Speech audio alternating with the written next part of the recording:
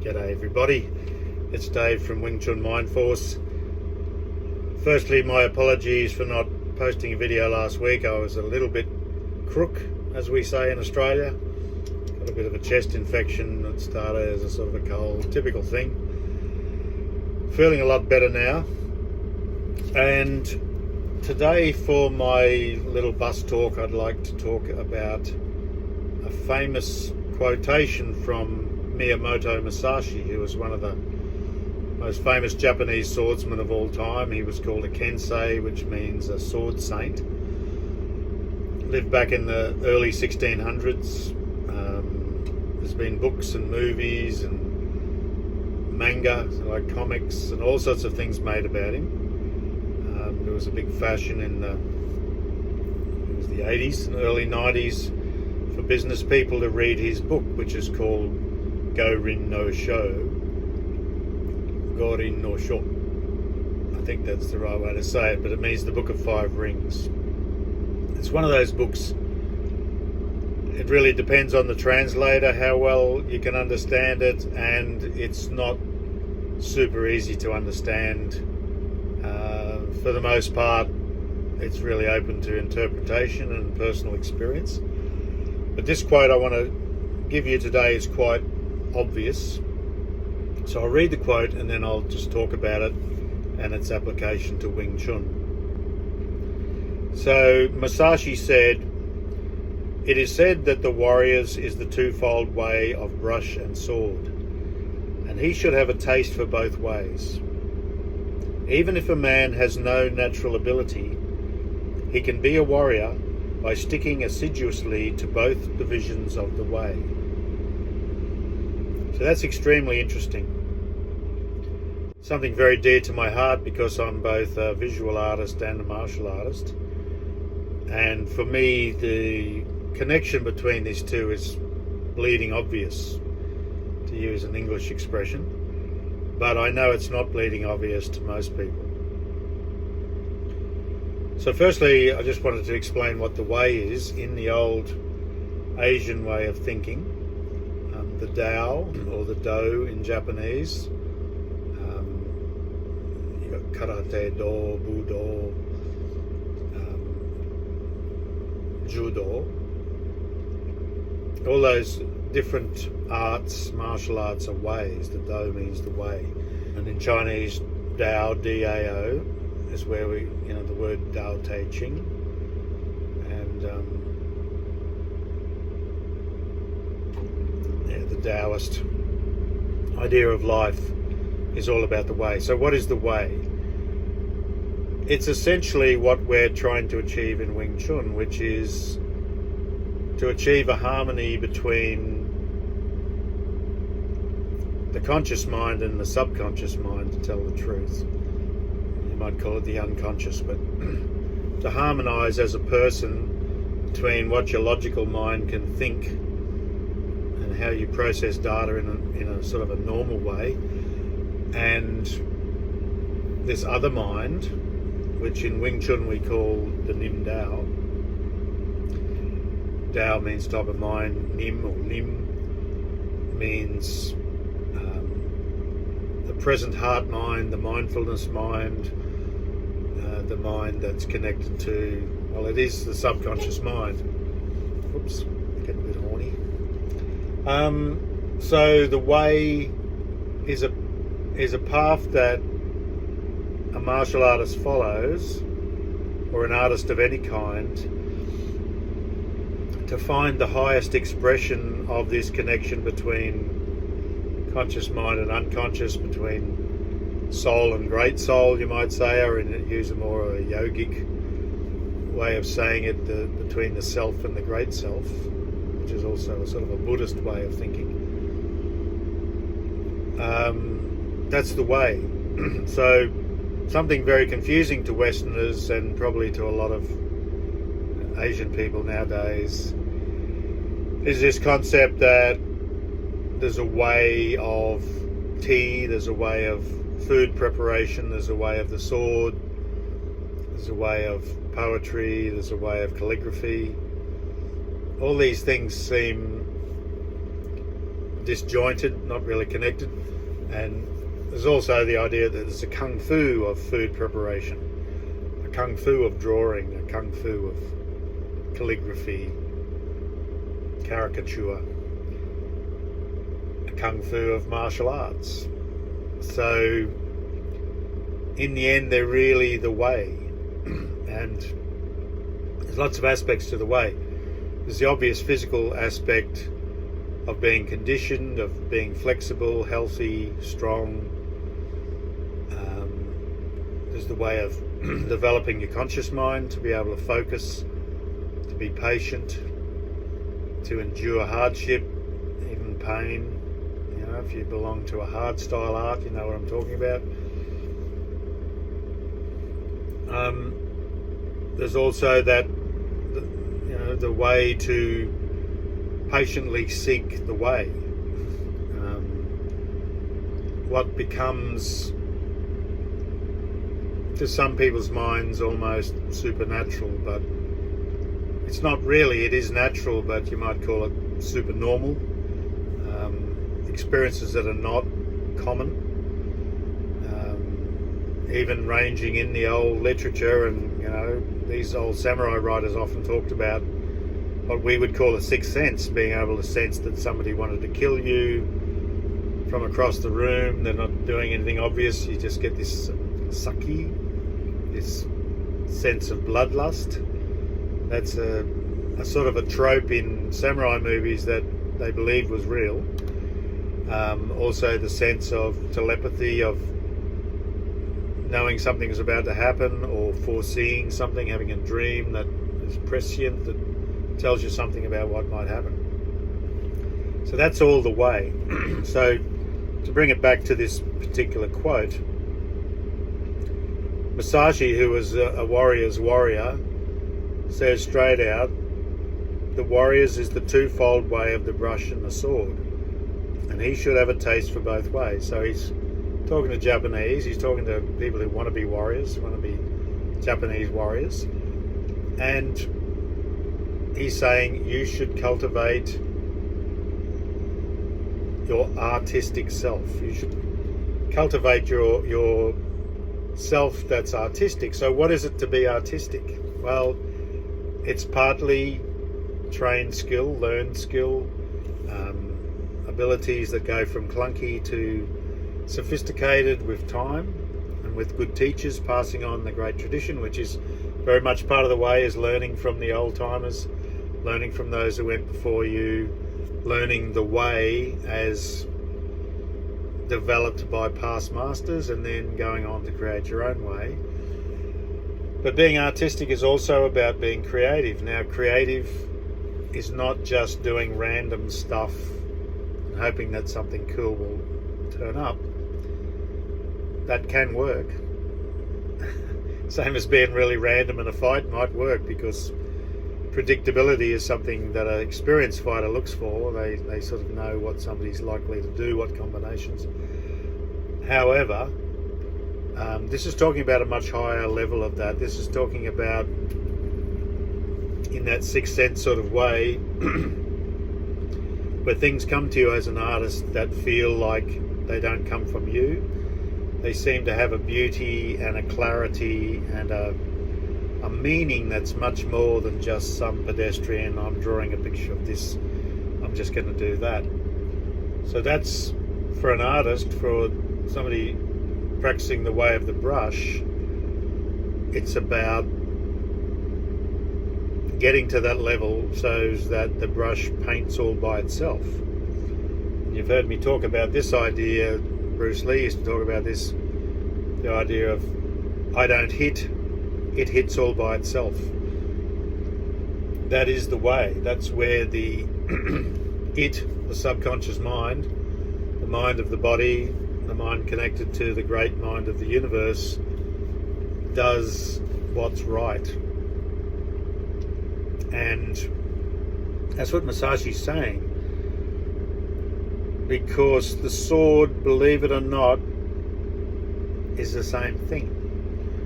Now, how can that be? Well, a real swordsman in the old days Wasn't somebody who whipped it out and threatened people with it, or just chopped people down every time they pissed him off. That's not really the way. There's an old Japanese saying, which I can't remember.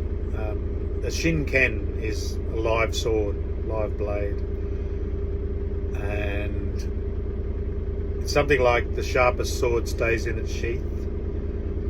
But the idea is that the more cultivated you are in the way of the sword, the less likely you are to draw your sword.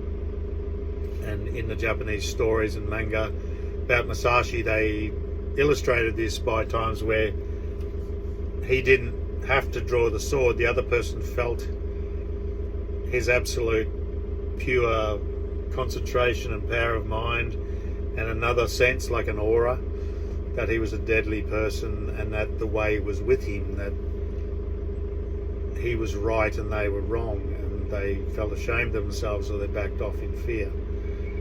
So to put these both together in a very practical sense, the second verse says, if a man has no natural ability, he can be a warrior by sticking assiduously, which to the best of my knowledge means, without fail, sticking to it, practicing regularly. Stick assiduously to both divisions of the way, to the brush and the sword. So how is it possible? Well, in a very practical sense, in Wing Chun we put our mind into our hands.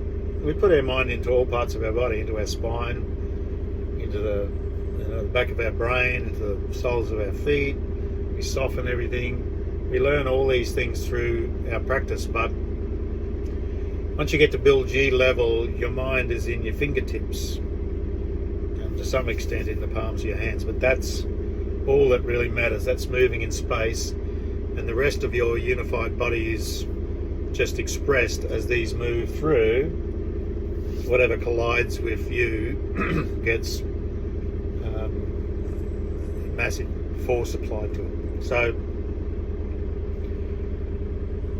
next level is putting the mind into another person, feeling a connection to the dummy, feeling a connection to your opponent, to his spine or somewhere on him. You can creative throw it around too, but feeling that effortless connection where you really feel your mind focus and touch, which is what we practice constantly in the dummy, is touching that dummy inside. As we're doing everything, we're always connected to it, affecting it. This is part of the approach. And then, when you learn the weapons, you learn to put your mind into the butterfly knives, the swords, into the long pole, and into other people's weapons. So at that point, the brush and the sword are the same thing. The brush is just making marks with ink, paint, pencil, whatever. The sword, the pole, is just doing the same thing, except it's having a fighting effect, and it's much more dangerous than a brush, but it's the same mindset. And I've made many videos about this, how if you can move as if you're just doing a painting and somebody's resisting you or trying to stop you, and you can stay in that space where you're just doing a painting, boom. And this is one of the great mysteries, and actually another great Japanese master, more imaginary one, is Mr. Miyagi in the original Karate Kid, and all that, wax on, wax off, paint the fence, all that stuff is about exactly what I'm saying. Wax on, wax off, or you're blocking a kick or a punch. It's the same thing. If you can stay in that same state where you're just waxing, then you're unified. The other person feels everything. They don't feel just an arm bashing them. And I really relate to this second thing, because when I started Wing Chun, I thought I was pretty good as a fighter. I was in a normal fighter sort of way. I'd been a kickboxer, done a lot of taekwondo, a lot of exercise, a lot of jeet kune do sort of stuff. I tried, lots of jiu-jitsu and wrestling and wrist locks and arm locks and different things. And I was a pretty tough young guy. I could take a punch and give a punch. But when I started Wing Chun and started into this journey of using the mind and softness and staying on the center and these strange ways to stand and punching in from the center of your body, it was all very foreign to me. And I felt like I didn't have any natural ability for a couple of years, to tell the truth. And my teachers would tell me stuff and I think, God, I must be so thick, I just can't understand what you're saying. But I stuck to it assiduously. I stuck to my drawing and I stuck to my Wing Chun practice. And gradually, like it was like enlightenment, I started to see the connection. Once I'd seen the connection, I couldn't unsee it, and I started to see it everywhere and realised that it was always the same thing. It was like finger painting, you know, like 10 fingers of death, 10 fingers of finger painting. Bill G really feels like that. Actually, Bill G often feels like being a tiger with great big claws. It's like your mind's just in the end there. So here's this Japanese master 400 years ago telling us that if you practice both these ways, they will help you. So if you're struggling to get what I'm talking about here, maybe if you've got the interest, try a bit of painting, try a bit of drawing, just doing something where you're touching with your mind, because that's what you're doing. You know, it's not really your finger, it's similar, but you know, your mind's in the brush. You don't think about it like that, but your mind's in the brush and it stays on the place on the page and you move around. And all the old masters, West and East, and I'm a master when it comes to art. I'm not saying I'm the greatest artist on earth, but I'm a master of some things. And I can tell you that it's quite common for when you're relaxed that you feel like the brush is doing the painting. You don't quite know what's going on, just something comes out, and it's always much better than you can do if you tried to do it. Alright, so I'll leave it at that. Please comment below, ask me any questions. This is a very interesting topic of conversation and it should be talked about more often. And I'm very much into respecting and looking at especially old arts and seeing, you know, what's been lost, because a lot's been lost. The machine age lost us a lot of agrarian skills, like hands-on skills. And I have said before, I feel lucky as an Australian that we were a bit backward here in the 60s and 70s when I was growing up, and we did things by hand that in other more developed countries were probably taken over by machines already. But when I was a young guy, we cut trees down with a hand axe, we dug holes with a shovel and a mattock and a pick. We cut hedges with hand clippers. We didn't have machines, we didn't have air blowers, we used brooms and rakes.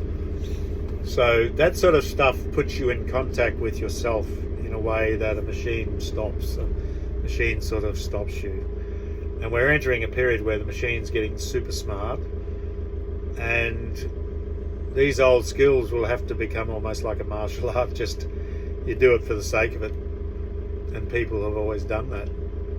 I even have a grass scythe. An old man in the 60s who was my friend, who was 97, never ever had a lawnmower. He used to use this really super sharp scythe. He'd cut his whole big yard with this scythe, and so I bought one and I used to practice it. You can do anything you want really in this world, but I'll make more videos about the art side of this, but I'll leave it at that, and I'll put this up as I'm talking. You can read that quote. So I look forward to seeing you again. Please subscribe, please hit the notifications bell, and please share my videos if you like them. Tell people about me. And if anyone wants to be taught by me, I can teach you by Zoom. Obviously, I prefer to teach you hands-on. If you want to fly me to your city or country, I'm very happy to come. But if you think you gain from talking to me by Zoom, we can organise something. All right. See you again.